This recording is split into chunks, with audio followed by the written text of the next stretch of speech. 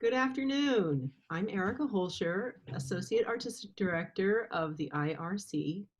Thanks for joining us at the table today for Into the Absurd, a virtually existential dinner conversation. A couple of housekeeping items before we begin. This conversation will be recorded, and in order to keep the conversation flowing, please mute your audio and your video. And you may wish to hide all non-video participants. In order to do this, you go down to the left where you see a video camera, the lower portion of your screen. Click the up arrow next to the video camera and select Video Settings. In Video Settings, you'll see a section that's called Meetings. The fourth item down in Meetings says Hide Non-Video Participants. If you click on that box, then you will have a screen similar to what was being recorded. We appreciate you being here, and we hope you'll spread the word to your friends and colleagues. If you have any questions during the conversation, comments for the guests, or anything you'd like to share, you may submit it in the chat box located at the bottom of your screen. And if you're not currently on the IRC's mailing list and you want to stay up to date with upcoming events and guests, please leave your email address in the chat function as well. And now our host for today's dining, Tina Brock. Hi, everybody. I'm Tina Brock. I'm the producing artistic director at the Idiopathic Ridiculopathy Consortium, and you have joined us for Into the Absurd, a virtually existential dinner conversation, where every Saturday at 5 p.m. we are going to gather around the table and chew the fat and bring good nothingness to life as we bring some of our favorite folks from the community, from the country, and we talk about the existential crises and the art that we are making in the middle of all that. So we'll be talking to producers and directors and actors and folks that are really thinking about and talking about the significant challenges that we have facing us in the world when we are able to gather on the stage again, and what all of that means. And you know, I have been thinking about this for a couple of years. I so much want to sit down at the table and have a dinner or a cocktail with people, and there just doesn't seem to be enough time to do that. And so now we have the time, and because the IRC's mission is existentialism, it seemed that the stories that we'd be normally telling you on the stage are the stories of the people in this community that are making the art. And I think it could be such a great thing for us to share, to learn from each other, and to get to know each other better during this time. So for every Saturday at 5 p.m. from now until the foreseeable future, and including the Fringe, we will be here. So as Erica said, please, we want you to join in the conversation. Put your questions in the chat box down there on the, I'm gonna click mine right up here, on the right-hand side, and we'll get those questions in for our guests. And definitely put your email address in the chat box as well, so that we can make sure that you're on our list every week and you can know who the upcoming guests are going to be every week. So let's get on with it. Today's guests are two very special people who I owe a great debt to in my time here in Philadelphia, because I think they elevate the conversation for everyone in this community and in New York and surrounding areas. And they are David Fox and Cameron Kelsall, and they are critics, they are reviewers here in Philadelphia. And together they collaborate on a wonderful blog called Reclining Standards. And they also write for Parterre Box, and a little bit more about that in just a couple of minutes. But I will say that I have learned an enormous amount as a director, as a producer, as an actor, in the way in which they evaluate and work so specifically to help us all understand theater in every role that we play in it. And so for that, I thought they would be wonderful dinner guests today. And let me tell you a little bit about each one of them, and then we'll bring them to the table and we'll start this conversation. Cameron Kelsall was born at the Jersey Shore. He lives in the suburbs of Philadelphia. He's a journalist, a critic, and editor with a focus on theater, classical music, and the arts at large. He came to Philadelphia in 2014. And he has since written for the Philadelphia Inquirer, the Philadelphia Gay News, the Broad Street Review, and Phindie. He is an editor and a critic for the New York-based Exeunt NYC. Check it out if you don't know it. He is a freelancer with American Theater Magazine, Opera News, Parterre Box, Classical Voice North America, and Bachtrack.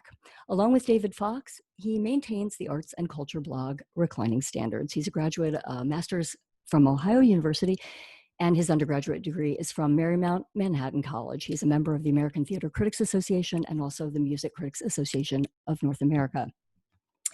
His good buddy in all of this writing and reviewing and with us today is David Fox, and he has been in Philadelphia for 30 years. He's a theater critic for the Philadelphia City paper, for Philadelphia Magazine, contributed critic and culture writer for the New York Times, for Time Out Philadelphia and Parterre Box, as well Performing Arts Magazine. He is a lecturer for the Philadelphia Orchestra, Opera Philadelphia, and the Los Angeles Opera, and he has appeared on one of my favorite shows, NPR 91 FM's Radio Times with Marty Moscoigne. He is an administrator and a member of the theater arts faculty at the University of Pennsylvania, teaches courses on theater and musical theater. And along with Cameron, of course, they manage the cultural blog Reclining Standards. A native of Los Angeles, he was on the staff that opened the first ever Tower Classical Record Store on Sunset Boulevard. And his vast, which you're going to see in a second, LP collection and later CDs he built while working there, and it takes up half of his living room. So with that in mind, I am so very delighted to welcome to the dinner table David Fox and Cameron Kelsall. Hi, Tina. Hey there. Hey, let's get David up to the table too. Maybe. I can unmute my audio. Let me see. For some reason, starting the video. Let's see. You got it. You're in. Am I in? All right. All right. Very good. Thank you, gentlemen.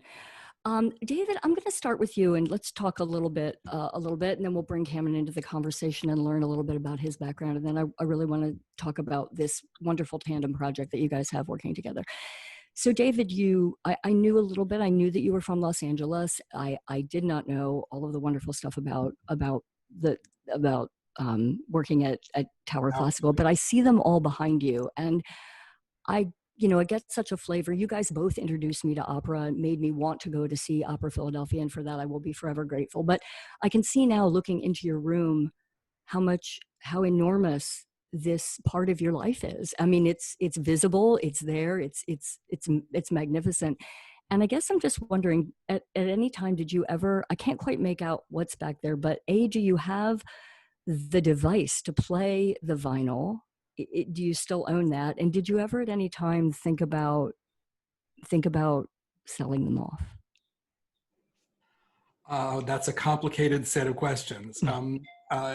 So actually what you're looking at, I should say, is entirely CDs. If you went into our basement, you would still find in a storage area LPs. But one of my hobby projects, I guess you'd say, would be digitizing the LP collection. So I do indeed still have an LP. I have a turntable. It sort of comes and goes in terms of actually being plugged in.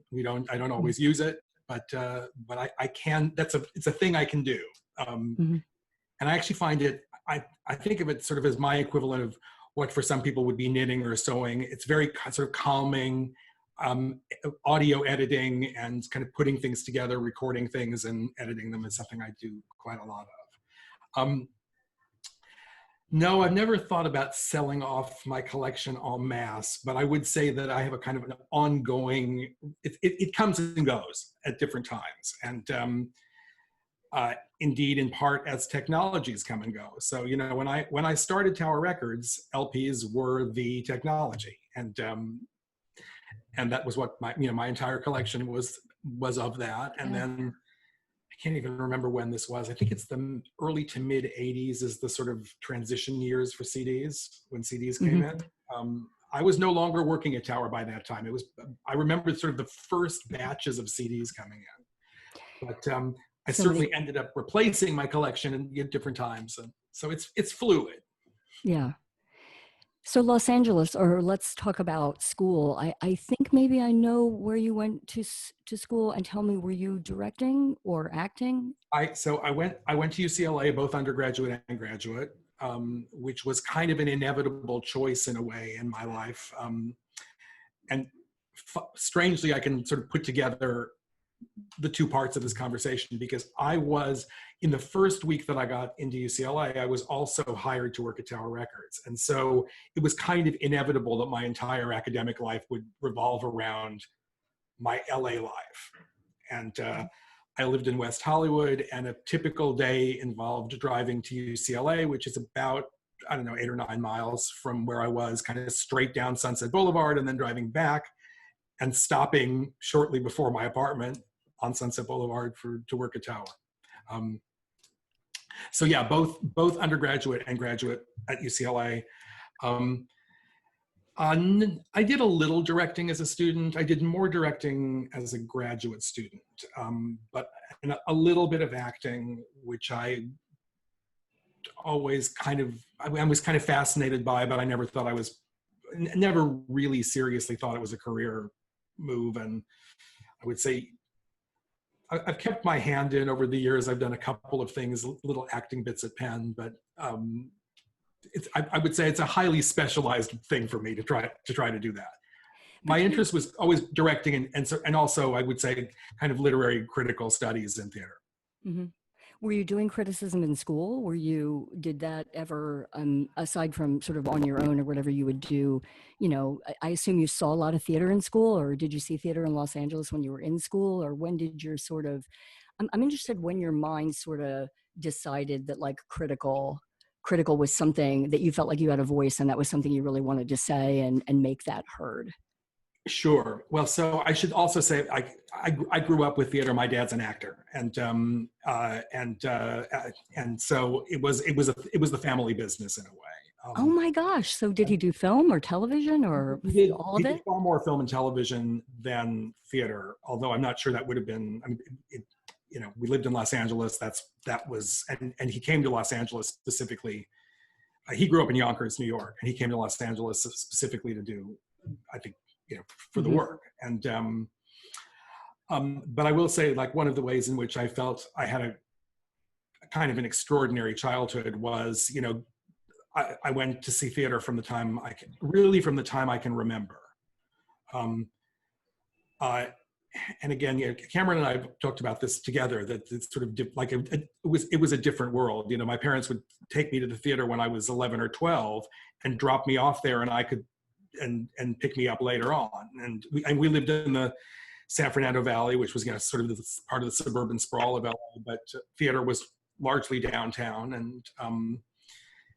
And my parents, recognized this as something that I loved, and I certainly did love it. So I would say from the time I was 10 or 11, I was going to see shows a lot. So by college, I'd already seen a fair amount of theater.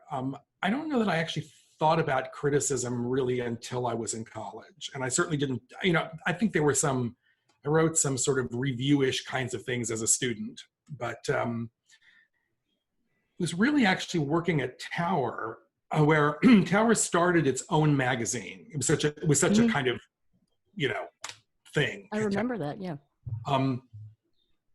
A magazine called Pulse Magazine, which was largely pop music, but they wanted to do some classical stuff.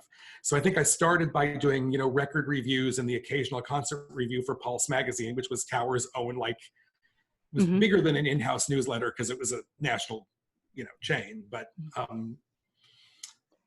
and I don't know exactly. Really my sort of serious commitment to criticism began early on when I moved to Philadelphia.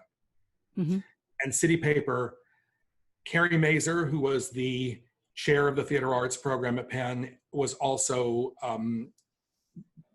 the theater critic, or one of the two theater critics for City Paper. And when Carrie decided to step down, he asked me if I would be interested in doing it. And I said, sure. And so there you have it. So I have a question, and it's a question I want to ask Cameron too, and I'll bring him in just a second and get him into the conversation. But since you've been reviewing for such a long time, has it changed for you? I'm interested in how your career over that 30 years, what are the ways in which you you have changed as a critic, or criticism itself has changed, or the value that you bring to the community? Like, how do you grow as a critic, you know, particularly coming into it the way you did with such, you know, from your childhood, having a lot of background in all of this? How do you measure your growth? Oh, wow. I know that's a hard one, and maybe Well, it's sort just of sidekick it. many questions, and I feel like you know, one obvious answer in a way, which is kind of an unfortunate answer, is how it has changed is that there are fewer and fewer venues, which is part of why Reclining Standards has given me a kind of platform. And I think, you know, a lot of us critics are now in a situation where we you sort of have to manage your own career and essentially produce your own work, you know, I mean, self-produce your own material.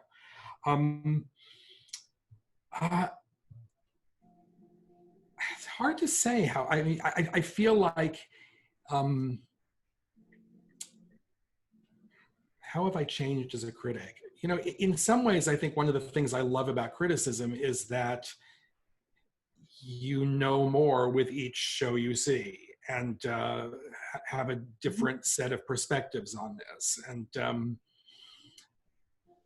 you know, I think, and I would say one of the things about being a critic in Philadelphia, which has a very closely knit theater community, is that, you know, when I started, I had seen some shows in Philadelphia, but really the whole like lay of the land of Philadelphia theater, which was still developing, I think, in some ways at that time, was largely new to me. Mm-hmm. And so, you know, I've now come to have a much different and richer sense of it, having done this for, as you say, it's been, let's say 22 to 25 years. You know, you see a lot more work, you familiarize yourselves with all, you know, I think when I started doing this, the notion of devised theater, I'm sure there was such a thing, but that seemed very kind of outre and specialized. And now, you know, it's a very different world. So the canon has changed, and continues to, as I think it should. And I'm sure my own tastes have changed too. You know, you, as a person, you know, one evolves. You alluded to a piece that Cameron and I had co-written about a play, A Delicate Balance, which was a play that when I first saw in the mid 1970s, I was completely smitten with, and when I went back to see it again, I felt it had really lost a lot of what I had seen in it for me. So, you know, I mean, one's tastes evolve, and context gives it a different weight. So the writing per se probably is consistent, or the way you go about it, but you evolve as a person, and therefore, just like we do as actors or directors or whatever, and then you have a very different perspective to bring to the table, is what I think I'm hearing you say. Yeah, I think that's right. I'm sure, I mean, honestly, in some ways the writing gets easier. The more you do it, the easier it gets. Although, you know, I mean, it's a kind of a strange, every project is different. And sometimes I'm surprised at the things that I think are going to be a real challenge to write about. And then it turns out that, you know, I sit down and half an hour later, I've done it. And then there are other things where 2 hours and I'm still not feeling like I'm finding a way to say what I want to think. So some of that is just built into the job, and it changes with the piece that you're looking at. So writers. Let's bring Cameron, get him at the table up here and do a little digging into your past, Cameron. I mentioned you mentioned to me in your introduction that you've been here since 2014, and I'm interested in what led you out to, you know, if you were raised and born at the Jersey Shore and then you made your way to Philadelphia. How did you? I'm also from the Midwest and spent some time out there, so I feel like that's a whole thing in and of itself. But Ohio, how did you end up? I know you started here, but how did you end up at Ohio University? Well, I've had sort of a long and winding path throughout my life, and the places that I've lived and how I've gotten from one place to another has not always been intentional, but you know, I've found that the choices that I've made have often led me to be in the right place at the right time. So, as you said, I was born and raised at the Jersey Shore, and very kind of isolated and quiet community, very small. It's about 2 hours from Philly, 2 hours from New York City. From the time I was pretty young, I sort of knew that I wanted to live in a more urban and cultural setting. And so at the first opportunity that I had to go to a place like that, I did, which was New York for college. And I spent 5 years living in New York, going to college, having, you know, a real urban experience, seeing tons of theater, lots of film and music, and having as much cultural life as I could. I'd thought for a while that I would probably pursue an academic career. And in doing so, looked into schools that were known for for having good programs. Ohio University was one that came onto my radar through some teachers I'd had who had connections there. And so I applied there, sort of fell in love with the program that I was in, fell in love with the small town. I think that it's common that after living for a period of time in a large city, sometimes you want to maybe do the exact opposite of that for a little while and go to a more remote, smaller place and spend some time there. So that's actually what I ended up doing in that case. I was in the Midwest for about 4 years total. I took my master's degree from Ohio University. I spent a couple of years after that living in the Minnesota area and teaching and pursuing whether or not I wanted to complete a PhD, and ultimately decided that I did not want to pursue the academic track as a long-term career. And it's one of those things, as anybody who is in the academic world knows, where you sort of need to jump off at some point, or you're just kind of end up going forward in that track. So when I was in my, so in 2014, which is the time that I decided that I no longer wanted to strictly have an academic career, I decided to leave the Midwest, move back east, which is where I'm from.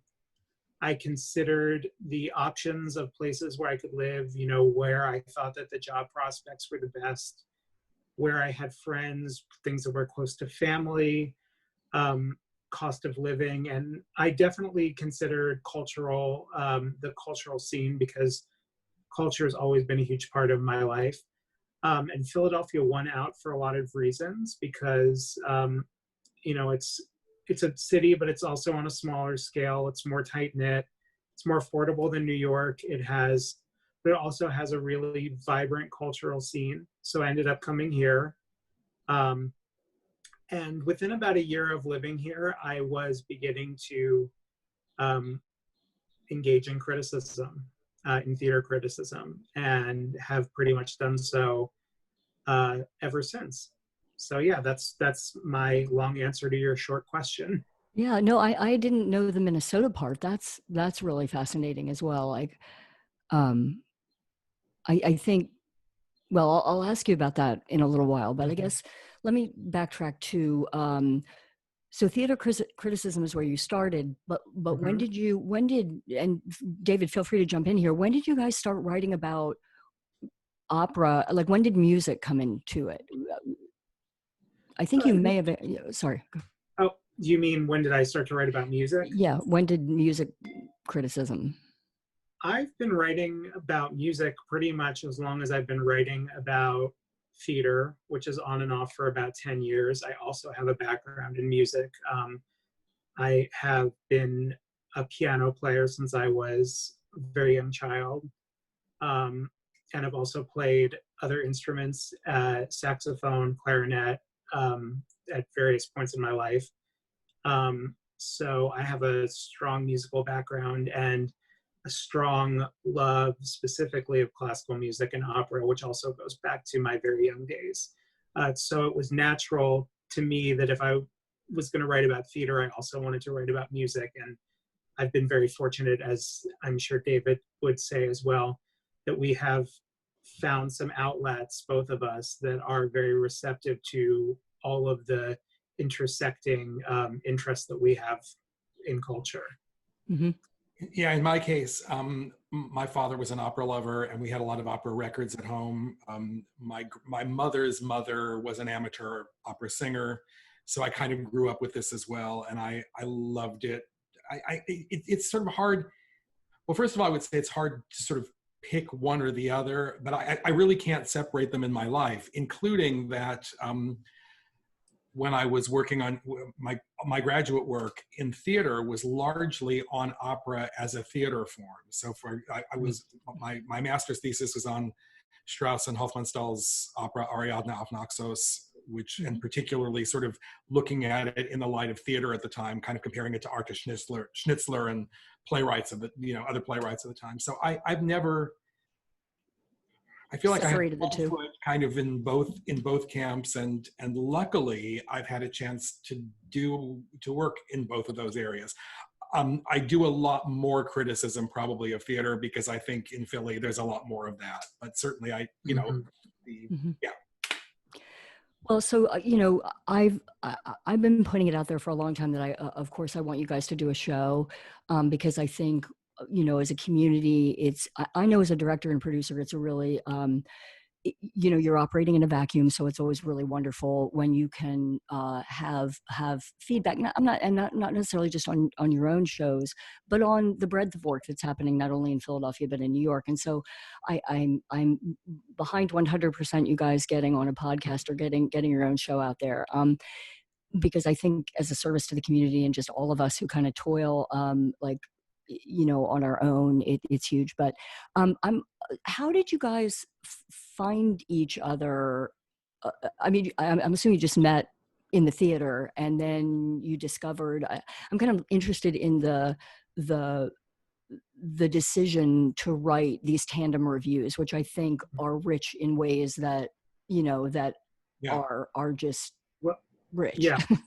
Well, so I mean, David and I knew each other before we started writing together, and before we started writing tandem reviews, and we had both separately had experiences where in the past where we had written tandem reviews for other outlets with other critics, and wasn't always the best experience, and it can be a pretty fraught experience under certain circumstances. So I think we were apprehensive, but at the same time thought that it was something that was interesting to pursue. But to go back even before that, I guess we met each other about three and a half years ago for the first time. I certainly knew of David's work in the community before we met, but we had met around the time that Opera Philadelphia had the first opera festival. And which I think was either 3 or 4 years ago. And that first festival was particularly busy with a lot of events overlapping, and we happened to be at most events together and sitting near or with each other, and sort of got to know each other from that. And obviously, if you are a theater critic, in Philly, you do end up, it's a small community, you end up seeing and interacting with a lot of the same people at a lot of the same events. So, it's bound that you're gonna know some people, but David and I specifically have a lot of intersecting interests, which probably ended up being why we sort of formed the professional partnership that we have at this point. Yeah, I would say that's my memory of this too. Although we are considerably different in terms of age, I think we have our affinity groups, our interests are very similar, and I think our way of looking at art is also fairly similar.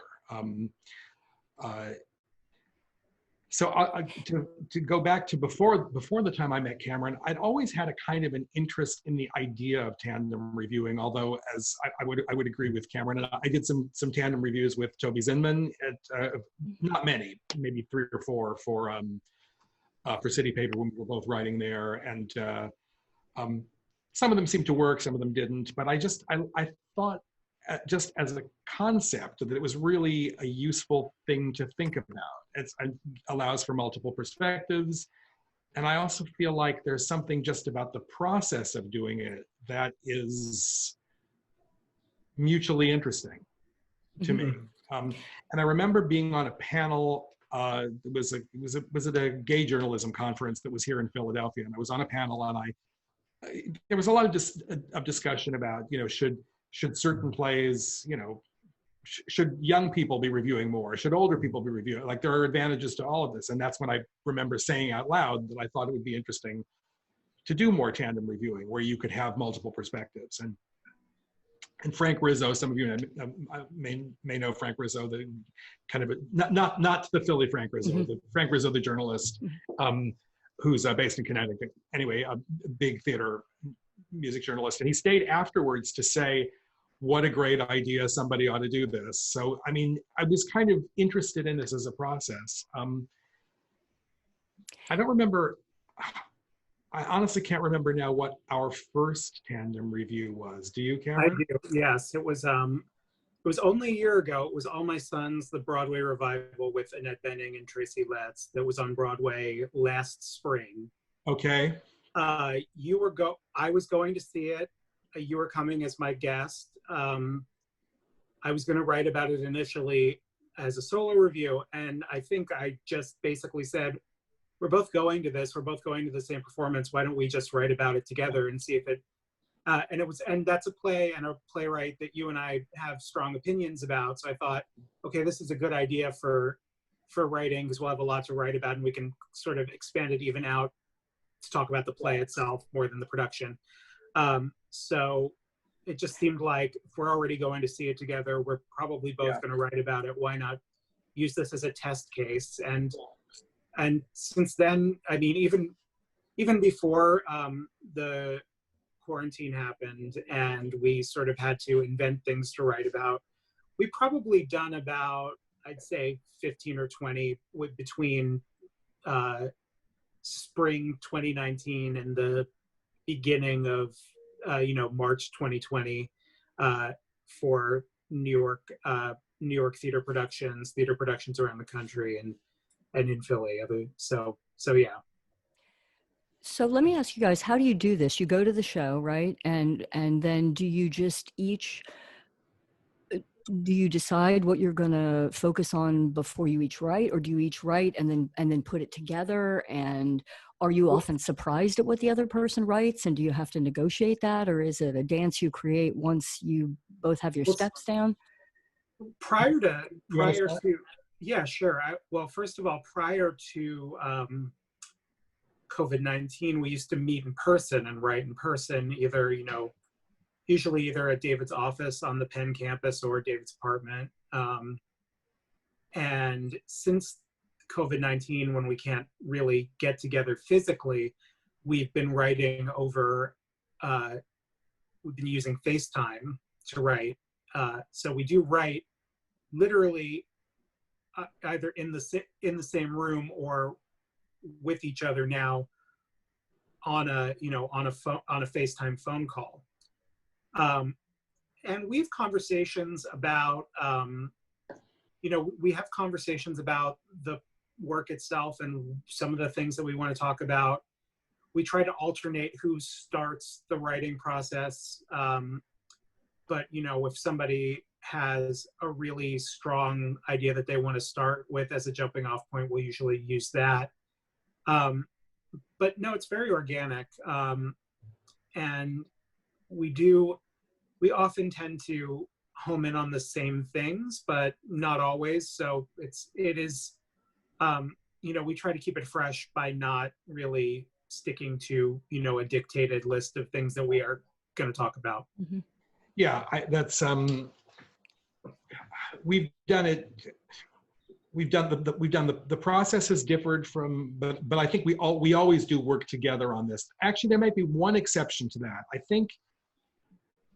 can't remember what play it was, but I believe there's one of our tandem reviews, which really isn't quite a tandem review. It's two shortish reviews that are like a proposal and a respondent. Yeah, that was actually I believe that was a play that was at People's Light earlier this season, where I was going to review it. where I was going to review it myself, and I did. I wrote a review, and then you had some thoughts that you wanted to contribute to the conversation as well. So you basically wrote an addendum to my review, and we published it. Yeah. You know, in the same link on Reclining Standards. Go ahead, David. No, what I was going to say is I think we've, you talk about sort of how a process evolves. Honestly, I would say that this has been surprisingly easy to me from almost the very beginning. It just seemed to have a natural kind of easy flow. Mm-hmm. But now, I would say there are even occasional things like the most recent thing we did, which was Delicate Balance. I was struck by, I don't even think we really talked about it. We just sort of sat down. I mean, we had a couple of like a brief exchange of messages about when we were, each of us was watching this. And of course we're watching them separately now. Mm-hmm. Right. Stuff, which is all, you know, video or film or whatever. But we can kind of just sit down and somebody starts, and usually, and whoever starts will say, okay, can you work with, we'll sort of come to a point, you know, 100 words later and say, can you go off of this? And then the next person takes over. And it just, so, you know, you talk about sort of how a process evolves. It's just, it's gotten, it was smooth to begin with and it's gotten smoother. I find it a very easy process, and frankly, in some ways easier than writing on my own. Because I like especially now, I like the social aspect of it too.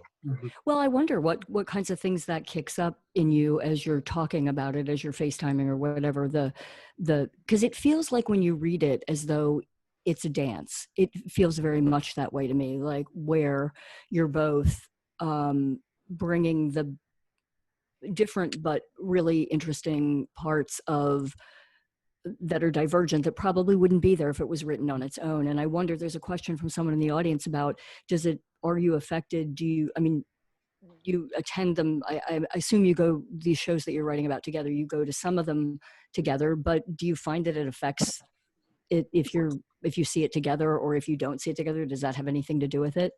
I think this is interesting because obviously now we're writing about filmed content, and we're obviously not in the same room. We're watching things on our, we're sort of scheduling things and saying, well, we're going to write about this on Saturday at 2, so make sure you've watched it by then, but we're not physically watching it.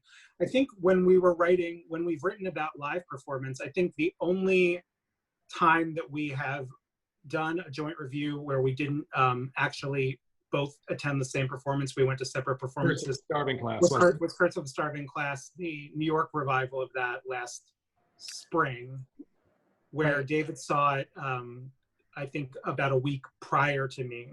So. Oh, that's right, because I saw it in a preview, and I think I and right. So do you, when you fundamentally disagree about something, that just serves, whatever that aspect is, that just serves as a divergent, as something. Well, it's even you're better. not trying. I mean, in some ways, it's even better to disagree, because that makes for a lot more sort of argumentative writing. Mm-hmm. Yeah, I would say actually, if there's a thing that I think is a challenge for us, it's that, I don't want to speak for Cameron, but my sense is that we agree far more often than we disagree. And in fact, I think one of the things that brought us together as friends and as colleagues is that we have quite similar tastes, I think, in the theater, and often without even talking to each other, sort of will even occasionally using the same words to describe something. I mean, this is a similar mindset. Frankly, I think it can be livelier. It can enliven the process if there's a disagreement. But I would say more often than not, we sometimes notice different things, and I think that makes the piece look. That's what I've picked up, is that you may agree more than you disagree. You're certainly seeing it from a different perspective, which probably has a little bit to do with what you were talking about before, David, your age and whatnot. So, David, like, what are I don't know if this is a fair question, but I'm going to ask it. What do you feel like Cameron's real strengths are as a reviewer? exceptional skill at language, which I think I'd like to say every reviewer has that, but I don't think they do. I think he's a very eloquent writer. And I also think he has a phenomenal range of interests, I think, including, I think, frankly, rather unusually for somebody of his generation, a real interest in and expertise about canonical American drama, and sometimes non-canonical, but sort of traditional American drama from the 30s, 40s, and 50s, which I think is a shared interest for us. I think we are both kind of interested also in theatrical innovation, but in a way we like that, have a particular affection for certain playwrights. I would describe myself first and foremost as a Tennessee Williams fan. So I think a certain kind of breadth that he has, and I think, and frankly, I always think that the musical interests help the theater interests and vice versa. Yeah, I mean, it's all right, even if it's not musical, it is. It's so much in the rhythm of the language. I mean, to not think about opera as theater, I don't even know what would you call it then? So Cameron, how about you? You could to weigh in on David. Well, I think David is, I'm always impressed by some of the very finely grained and minute things that he picks up on in a performance, and the way that he can translate that into a review, whether we're writing together or he's writing alone, that totally makes the reader understand why that is a gesture or a detail that is worth singling out. And I think that comes from his experience in directing from graduate school, from going to the theater from a very young age, and from doing your, I hate this term, but putting your 10,000 hours in, and really becoming an expert on how to watch a show and how to pick up on those small moments that tie together and make something extraordinary. I think David does that better than almost any other critic I've ever worked with. I concur on both of that. And boy, does that really matter when you're on the other side of that fence, because that when that level of detail is in the review, there's so much depth there to chew on, regardless of, I mean, there's so much there to learn from. So when you're doing that level of detail, there's just infinite number of things you can learn as being the person who's either running that company or in that show or whatever, which is why I think, the conversation is, I mean, I just think that having you both in town and writing in both New York and Philadelphia is a good thing for everybody. Well, go ahead. I would love to explore, I'm flattered that Cameron said this, but I also think I've become more and more interested as time has gone on in memory and how we remember theatrical events. Because of course, one of the things about being a critic is you are largely responding to something within a day or two of having seen it. And that's one kind of impression, but then I think back to the things that I still remember seeing from, at this point in my life, literally almost 50 years ago. And what I would say about myself is I think I have a very quirky memory, that what I can remember sometimes about a production, I mean, it's shocking what I will forget about plays. I have to read a play every time I teach it, every time I, because I'll forget huge things about it. But sometimes I'll remember something very specific, which I realize meant something to me in a very particular way. And at some point, I would be interested to get a bunch of critics together to talk about the long view, which is the one thing we almost never get to do, which is to think about sort of something that we saw 10 years ago or 20 years ago, and revisit it. Well, that came through in the latest review of Delicate Balance, right? I mean, the sort of long view. I mean, that comes up a fair amount for you, David, and I think that's really interesting to show how time changes. The very thing you're speaking of, that how time changes your, hi Wes, your view, and just hey. So question for you guys. If you were a producer today and you were looking ahead to, let's say you were a producer of musicals and you had a company and you were looking forward to 2021, what might you be considering? You mean considering as shows? Would you? Okay. Yeah, I mean, because yes. You want to start? You mean what musical do I think I would? Right. If so, you're a producer, and I mean, would you just not do them for a while? Would you? Do you mean because of the cost, because of the people involved, because you can't socially distance in a musical? It's really hard. The aerosol, the singing, all of that, And I mean, I realize this is an unfair question because that's not what you do, but maybe somebody right now is working on their, English musical adaptation of Winterreise, and we can do that. And that can be somebody's quarantine project. I mean, no, go ahead. No, I was just going to say, I guess really more the question is, how do you see musicals coming back? Is it just a question of there'll be a vaccine and then we'll be back? Or do you think that, is your guess maybe that there will be smaller musicals happening? I really don't know, but I feel like even before COVID-19 happened, we were moving in a direction of stripping musicals down as little as, to as small as it can possibly be. And maybe sometimes that's an artistic choice, and maybe sometimes that's a financial choice, and maybe those overlap. I mean, one of the last shows that David and I wrote about before the theaters closed was an off-Broadway revival of The Unsinkable Molly Brown that the Transport Group did in New York. Which of course is a big musical from the 1960s that when it was on Broadway originally had, a 20-person ensemble and a 15-piece band and a 15-piece orchestra.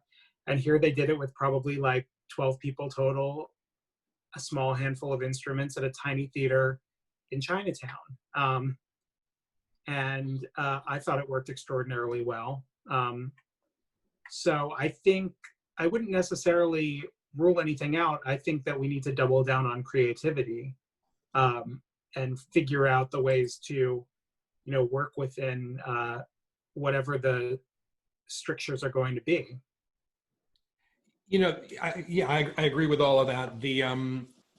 There have always been chamber musicals. They weren't necessarily called that, but in fact, one of the sad casualties of the cancellations that happened because of COVID was that Encores, the company that does New York revivals of musicals that haven't been done in years, had scheduled Love Life, which is a 2-character Kurt Weill Broadway musical. Often thought to be quite a fabulously interesting and offbeat work, which is probably, in terms of social distancing, that's the phrase I'm looking for. In terms of social distancing, would be a relatively easy one to do. Particularly if you did it with a reduced orchestra, which wouldn't be ideal, but could happen. I mean, I have as you probably know, Tina, that there are some opera productions that are kind of cautiously coming back. They're often short, they're often reduced forces, but, and I'm talking largely about Europe now, but many of the summer festivals have been canceled, but the Salzburg Festival will continue in some way. It's still a little bit amorphous. They're not saying much about it, but I think there will be ways to do this and material that probably could be done. I think there are things that might work outdoors, where I feel like people will feel more comfortable being outdoors before they'll feel comfortable being in, and maybe seated in a kind of amphitheater style seating outside, rather than like before we feel comfortable being actually in theaters. And do you imagine sort of a gradual coming back in indoor spaces where it will be like, just let's say let's not talk about the vaccine, but let's just say when people start to feel ready to come back, that you will, like, do you imagine it to be like not an inverted V recovery, but a more like, it's just going to be more psychological, that people are going to have to feel comfortable in space where there's space around them, and it'll just be a build. That's how I imagine, that's certainly how I think I'm going to feel about it. That I will, and I'm trying to do that even now, is to feel sort of take small steps and do a little bit more walking around outside and going into a few more shops for a short time, and sort of building up my own psychological tolerance for this. I think we're already starting to see people, ourselves included, having these conversations both internally and with the people in our lives, you know, as we're seeing some restaurants open for outdoor seating, outdoor dining. We're seeing some stores reopen with reduced capacity that are not essential businesses, and we're seeing some restrictions lifted in terms of gatherings, personal gatherings, and especially if they take place outside. So I think the mistake in the beginning of this was acting like we're going to set a date and, you know, we're going to close until June 7th, and on June 8th, we're going to come back like it, you know, like nothing ever happened. I don't think that was ever going to happen. It's definitely not going to happen now, but it's going to be an incremental process for sure.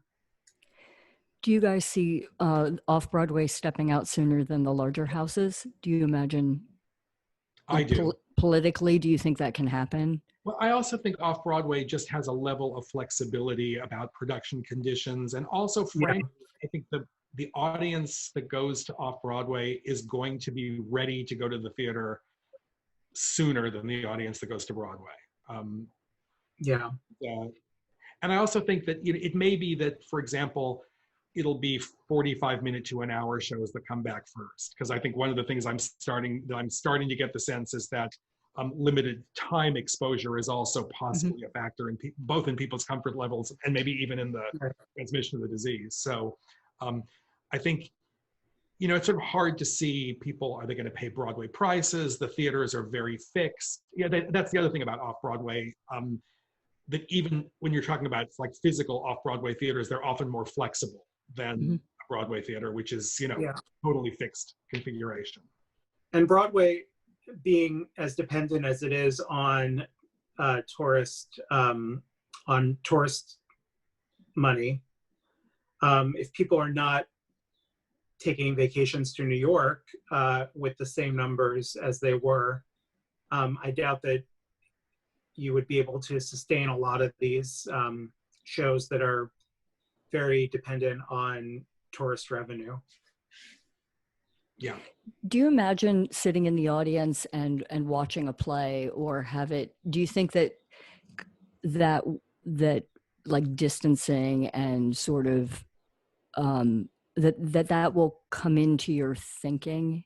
Do you know, like, in other words, I was watching a movie the other night and it was alarming. Like they were on a plane. It was a plane scene, and because it's in our minds and it's on our minds. But I guess I wonder, I guess people will probably select shows and try to stay away from things that are obviously flaunting, you know, that. I just wonder what it would be like to be in the audience and be watching that and have it, you know, I guess really the question is, you want to be in a place where you're not distracted. Like as a critic, you can just watch the show. And so I guess as a producer or as a director, we need to think about and select shows that don't call into question or think, you know. I feel like the first, it's interesting to think about this. Like what will be the first thing I review or the camera and I review together? I feel like the first set of experiences will be largely about what it feels like to go back to the theater. And in some ways, the show itself, like, is it strong? Is it weak? It will be almost the least of it. I didn't even tell this to David, but I thought to myself the other day, like, can we skip the 30 identical essays that theater critics are going to write about the first experience of them going back to the theater after COVID-19? Because I feel like, who needs that? like keep that, deal with that with your therapist and actually review the play. That was the question, is how easy is it? Like, are you going to feel in any way like, well, we're back. Okay, so that's a given what we went through, and make that, and the review, like, will you feel somehow obligated to be a little kinder or a little gentler than you might otherwise, because it's actually a feat that we're back, I'm not saying you should be. I'm just when it happens. I really, I think it'll be. I think I'll know how I feel in the moment, but I'm not sure. Well, and I can't anticipate it. It's hard. And I feel like the experience around the show is always part of the review, whether you acknowledge it or not. So it's good. It's gonna come in some way. Yeah. Yeah. Well, gentlemen, we are approaching 6 o'clock, which is probably a dinner hour for each of you all. And I just want to thank you so much for taking the time to be with us here today and sharing what is just important for us all to know, and getting to know you a little bit better. And I hope that the rest of you will be with us next week when Heather Cole will be on the show. She is a New York actress who has been in a couple of IRC shows here, and she, during this time, has developed a wonderful character on YouTube called Crafting with Connie, and Connie is going to be joining us next week. So thank you again, both of you, very much, Cameron Kelsall and David Fox, and I look forward to seeing you in the theater once again.